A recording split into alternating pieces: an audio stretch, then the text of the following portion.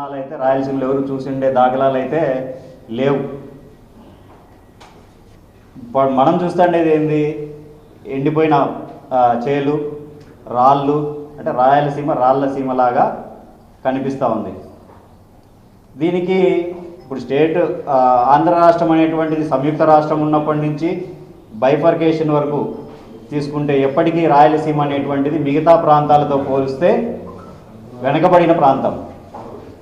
ఎందుకు వెనుకబడిన ప్రాంతం అంటే మన రాయలసీమకి వర్షాభావ ప్రాంతం ఉంది, వర్షాలు తక్కువ ఉన్నటువంటి ప్రదేశం, అదేవిధంగా ఎలాంటి జీవనదులు లేనటువంటి మన రాయలసీమ.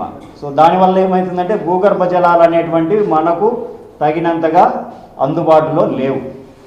భూగర్భ జలాలు అందుబాటులో ఉంటేనే మనకు పంటలు బాగా పండుతాయి, ఆ ప్రాంతము బాగా అభివృద్ధి చెందేదానికి కూడా ఆస్కారం ఉంటుంది.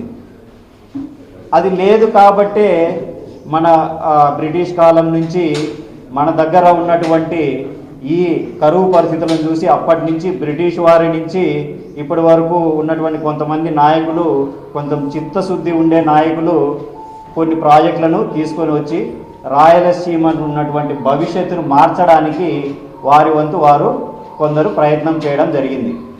అందులో కూడా చూసుకుంటే అక్కడ ఒక చార్ట్ ప్రిపేర్ చేయడం జరిగింది. ఆ చార్ట్లో ఎవరెవరు రాయలసీమకు ఎంతవరకు మేలు వచ్చే విధంగా ప్రాజెక్టులు అనేటువంటివి తీసుకొచ్చినారు అని చెప్పి క్లియర్ కట్గా చూపించడం జరిగింది. ఇది వచ్చేసి నేనేదో నా చేతికి వచ్చినట్టు రాసినది కాదు, మొత్తం ఆన్లైన్లో సెర్చ్ చేసి ఎవరెవరు ఏం ప్రాజెక్టులు మొదలు పెట్టారు, ఏం పూర్తి చేశారు, ఏ సంవత్సరంలో మొదలైంది, ఏ పరివాహ ప్రాంతంలో అది దాని లాభాలు అనేటువంటివి ఉన్నాయనేటువంటిది మొత్తం క్రోడీకరించి ఒక మ్యాప్ని తయారు చేయడం జరిగింది. అక్కడ తీసుకున్నట్టయితే తెలుగు గంగా, మొట్టమొదట తెలుగు గంగా ప్రాజెక్ట్. ఈ తెలుగు గంగా ప్రాజెక్ట్ని అప్పట్లో ఎన్టీ రామారావు గారు మొదలుపెట్టి త్రాగునీటి కోసం, అంటే ఇంటర్ స్టేట్ కర్ణాటక, ఆంధ్ర, తమిళనాడుకు సంబంధించి త్రాగునీటి కోసము అప్పట్లో ఎన్టీ రామారావు గారు మొదలుపెట్టి దాన్ని పూర్తి చేయడం జరిగింది.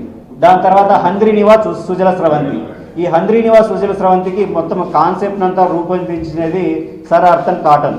ఈయన గారు రూపొందించిన తర్వాత మళ్ళీ ఎన్టీఆర్ రామారావు గారు దానికి సంబంధించినటువంటి అనుమతులు, ప్రణాళిక అంతా సిద్ధం చేయడం జరిగింది. దాని తర్వాత వచ్చేసి డాక్టర్ వైఎస్ రాజశేఖర రెడ్డి గారు దానికి సంబంధించిన మేజర్ వర్క్ అంతా పూర్తి చేసి జాతికి అంకితం చేయడం జరిగింది. నెక్స్ట్ కూడా తీసుకుంటే గాలేరు నగరి జిఎన్ఎస్ఎస్. ఆ జిఎన్ఎస్ఎస్ను కూడా అప్పుడు జలయజ్ఞంలో భాగంగా డాక్టర్ వైఎస్ రాజశేఖర రెడ్డి గారు 2005వ సంవత్సరం నుంచి మొదలుపెట్టి ఇప్పటికి వరకు ఇంకా కంటిన్యూగా జరుగుతూ ఉంది వర్క్ దానికి సంబంధించి.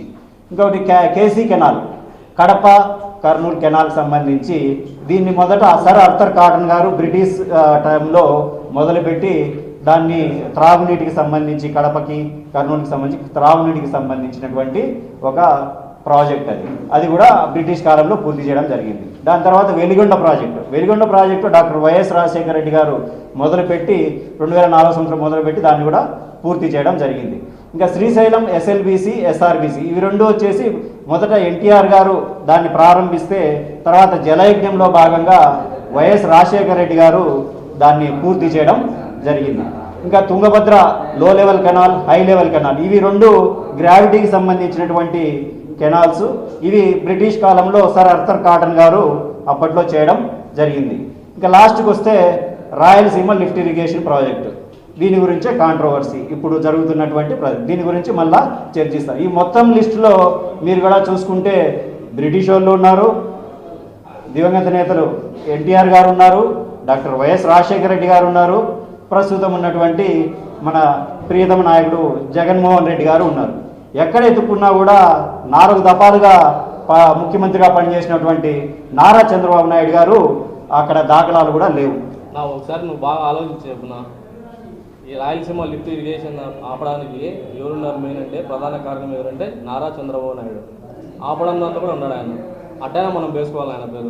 ఓకే, కరెక్ట్ బాగుంది. మనం ఆపిన దానికన్నా ఆయన పేరు రాయలసీమ లిఫ్ట్ ఇరిగేషన్ ఆపిన వ్యక్తి అని చంద్రబాబు నాయుడు గారి పేరు. ఆ విధంగా కూడా మన మ్యాప్లో వేసుకోవచ్చు. ఆ విధంగా కూడా వేసుకుందాం మ్యాప్లో, ఎట్లా ఒకటి పేరు నిలిపిద్దాం.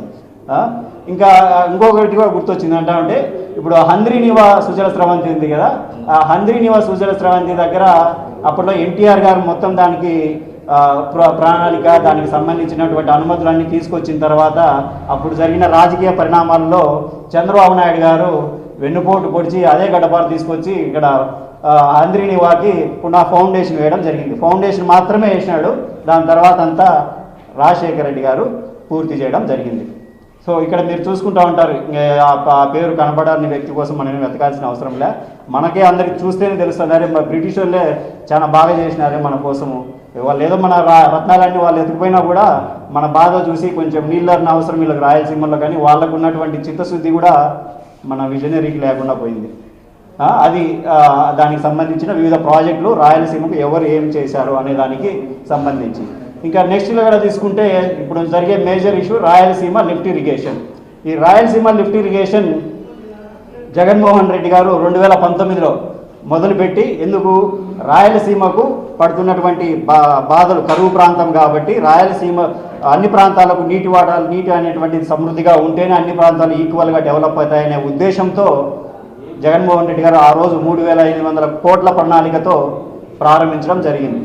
ప్రారంభించిన తర్వాత ఎన్నో అడ్డంకులు, ఒక పక్క తెలంగాణ వాళ్ళకు చెప్పి కేసులు వేయించడము, ఇంకో పక్క ఆంధ్రాలో ఉండే టీడీపీ వాళ్ళు పోయి కేసులు వేయడము, ఏమి దీనికి అనుమతులు లేవు, గ్రీన్ ట్రిబ్యునల్ నుంచి ఎలాంటి పర్మిషన్స్ లేవు, ఈసీ లేదు, అది లేదు, ఇది లేదు అని చెప్పి ప్రతిసారి వెళ్ళి దాన్ని ఆఫ్ చేయడానికే ప్రయత్నం చేసినారు. అయినా కూడా మనం భగీరథుడి గురించి వినింటాం. గంగా నదిని తీసుకోవడానికి భగీరథుడు ఎంత కష్టపడి గంగా జలాన్ని శివుని తలపై నుంచి తీసుకొచ్చి అందరినీ నార్త్ ఇండియాని ఏ విధంగా డెవలప్ చేయడం జరిగిందో అదే విధమైనటువంటి పట్టుదల అపర భగీరథులాగా ఎన్ని అడ్డంకులు సృష్టిస్తూ ఉన్నా కూడా, అంటే కేంద్రంలో మనకు ఆ గవర్నమెంట్తో ఎలాంటి భాగస్వామ్యం లేకపోయినప్పటికీ సఖ్యతతో వారిని ఒప్పించి పర్మిషన్స్ తీసుకోవడం, దాన్ని మళ్ళీ పునఃప్రారంభించడం, వీళ్ళు మళ్ళీ పోయి కేసులు వేయడం, ఇదే జరుగుతూ ఉంది. సో ఆ విధంగా ఒక అపర భగీరథులాగా జగన్మోహన్ రెడ్డి గారు ప్రయత్నం చేస్తూ ఉంటే, యజ్ఞాన్ని విఫలం చేయడానికి సంబంధించి రాక్షసులు ఏ విధంగా అయితే ఆపుతారో ఆ విధంగా మన చంద్రబాబు నాయుడు గారు దానికి వాళ్ళకి సంబంధించిన కూటమి ఆ విధంగా చేస్తూ ఉన్నారు. ఇప్పుడు ఇంత చేస్తూ ఉంటే పోయి ఆయన ఏది రేవంత్ రెడ్డి గారు అన్నారు కదా, అప్పుడు క్లోజ్డ్ రూమ్లో లాక్లు వేసుకొని ఇద్దరు ఏదో ఏం డిస్కస్ చేసుకున్నారో ఏమో మరి. ఆయన ఏమన్నాడు అసెంబ్లీలో, ఆయనతో జరిగిన డిస్కషన్లో నేను ఆపమన్నాను, ఆయన ఆపినాడు అని చెప్పినాడు. నాకు తెలిసి అది కూడా జరిగిండదు. చంద్రబాబు నాయుడు గారే పోయి చెప్పింటాడు ఏమని, నేను 4 దఫాలుగా చేయలేనిది జగన్మోహన్ రెడ్డి 5 సంవత్సరాల్లో వచ్చి మొత్తం చేసేస్తున్నాడు, ఒక చీఫ్ మినిస్టర్ ఒక దఫాలోనే మొత్తం చేసి పేరు కొట్టేస్తున్నాడు, నా పేరు చెడిపోయినా పర్వాలేదు, ఆ ప్రాజెక్ట్ని ఆపిచ్చేసేసేయండి, ఎక్కడ ప్రాజెక్ట్ పూర్తయితే అది జగన్మోహన్ రెడ్డికే పేరు వస్తుందని చెప్పి ఈయన అడిగింటాడు, ఆయన దాన్ని ఆపేసింటాడు. ఆ విధమైనటువంటి బుద్ధితో ఒక పక్క రాయలసీమను రత్నాలసీమగా చేయాలని రాయలసీమ లిఫ్ట్ ఇరిగేషన్ పథకాన్ని జగన్మోహన్ రెడ్డి గారు ప్రారంభిస్తే, దాన్ని రాయలసీమను ఎత్తిపోయేదానికి ఇద్దరు క్లోజ్ రూమ్లో పథకం వేసుకోవడానికి ఇద్దరు చంద్రబాబు నాయుడు గారు, రేవంత్ రెడ్డి గారు ఆ విధంగా చేస్తూ ఉన్నారు. ఇప్పుడు కూడా ఇక్కడ ఒక డెమాన్స్ట్రేషన్ చూపిస్తాను నీకు, అంటే రాయలసీమ లిఫ్ట్ ఇరిగేషన్ ప్రాజెక్టు ఎంత అవసరము, రాయలసీమ ప్రాంతానికి ఎంతవరకు ఇది ఉపయోగపడుతుంది అనేది ఒక లైవ్గా డెమాన్స్ట్రేషన్తో మీకు ఎక్స్ప్లెయిన్ చేయడం జరుగుతుంది. ఇక్కడ వచ్చేసి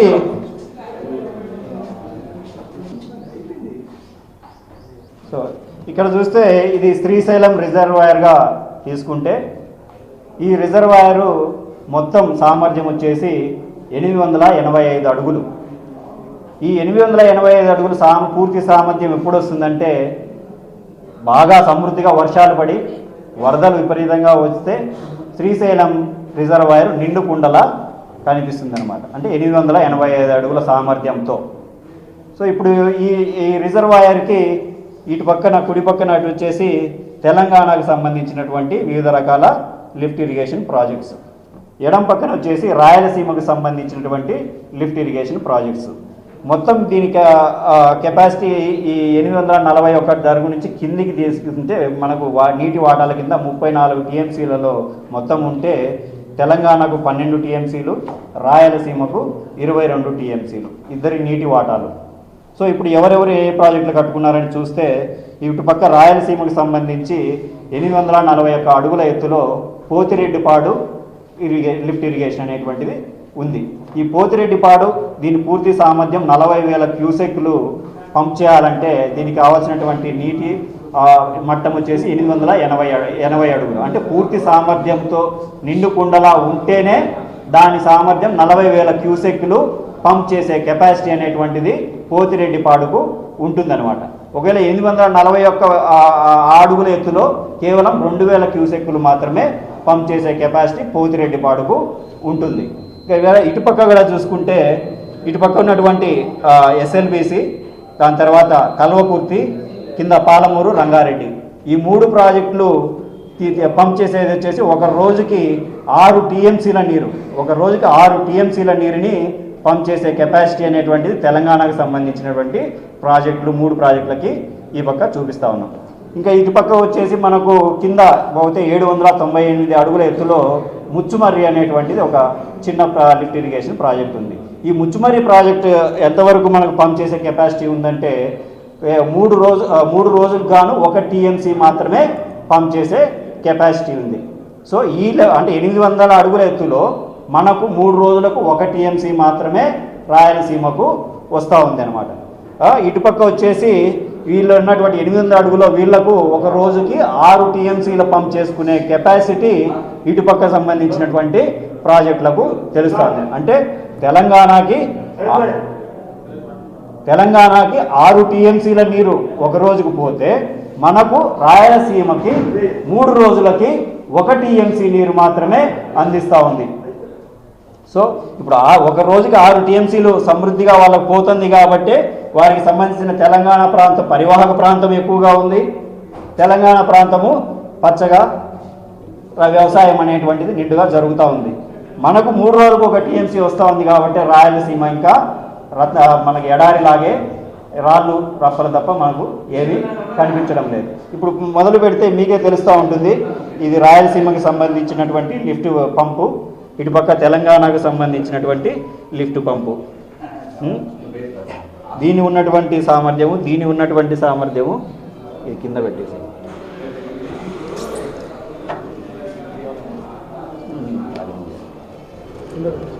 సో ఇంత హైట్లో ఉన్నది ఎంతవరకు పంప్ చేయగలదు, ఇంత కిందలో ఉన్నది ఎంత వరకు చేయదు మనకు లైవ్గానే చూడవచ్చు. ఎంత నీరు అనేటువంటిది ఈ పక్కకి డిస్ట్రిబ్యూషన్ అనేటువంటిది జరుగుతూ ఉంది అనేటువంటిది. ఇది కూడా కింద పెట్టేసి చైర్లో పెట్టేసి కింద చైర్. ఒక పక్క పోతిరెడ్డిపాడు ఆల్రెడీ అయిపోయింది, పోతిరెడ్డిపాడు ఆగిపోయింది. పోతిరెడ్డిపాడు 840కి కిందికి రాగానే పోతిరెడ్డిపాడు సామర్థ్యం అనేది తగ్గిపోయింది. ఇటుపక్క వచ్చేసి తెలంగాణకు సంబంధించినటువంటి అన్ని ప్రాజెక్టులు చూడండి ఎంత ధారాళంగా పంప్ చేస్తూ ఉన్నాయో. అటుపక్క చూపించు, పోతిరెడ్డిపాడు చూపించు, పెద్దది. సో పోతిరెడ్డిపాడుది సంబంధించిన లిఫ్ట్ ఇరిగేషను అది ముచ్చుమర్రికి సంబంధించినది. ఇటు పక్కన పాలమూరు, రంగారెడ్డి అది ఎంత రేంజ్లో పంప్ చేస్తూ ఉన్నాయి. ఇంకా దీన్ని బట్టి అర్థమవుతూ ఉంది మనకు రాయలసీమ లిఫ్ట్ ఇరిగేషన్ అనేటువంటిది దాని అవసరం ఎంతనో. రాయలసీమ ప్రాంతానికి సంబంధించి ఆ లిఫ్ట్ ఇరిగేషన్ ఎంత అవసరం అనేటువంటిది ఈ డెమాన్స్ట్రేషన్ ద్వారానే అందరికీ అర్థమవుతూ ఉంటుంది. ఇంత జరుగుతూ ఉన్నా కూడా చంద్రబాబు నాయుడు గారు మళ్ళీ వారి బృందాలను పంపించి ఇది డబ్బుల కోసమే ఈ విధంగా చేస్తున్నారు, ప్రాజెక్టులు కట్టిస్తున్నారని చెప్పి మీడియా ముఖంగా అందరితో చెప్పిస్తూ ఉన్నాడు. నిజంగా డబ్బుల కోసమే చేసే వ్యక్తి అయితే ఇన్నిసార్లు మీరు అడ్డం పడుతున్నా కూడా మళ్ళీ దాన్ని తెప్పించాలనే తాపత్రయం ఎందుకు ఉంటుంది?